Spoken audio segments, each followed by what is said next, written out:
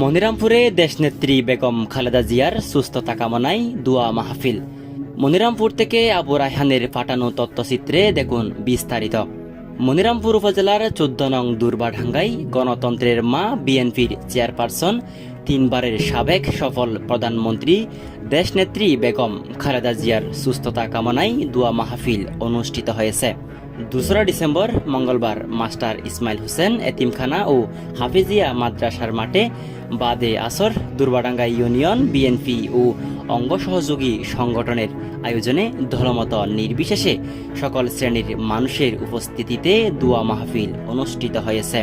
দোয়া ও মাহফিল পরিচালনা করেন মাস্টার ইসমাইল হোসেন, এতিমখানা ও হাফিজিয়া মাদ্রাসার শিক্ষক ও ইমাম মাওলানা আসাদুল জামান খান ফুরি। উপস্থিত ছিলেন ইউনিয়ন বিএনপির সভাপতি জননেতা মোহাম্মদ আলতাফ হোসেন, সাধারণ সম্পাদক আসাদুল জামান খোকন, সাংগঠনিক সম্পাদক মোহাম্মদ সিরাজুল ইসলাম সহ অঙ্গ সহযোগী সংগঠনের নেতৃবৃন্দ ও সর্বস্তরের মানুষ।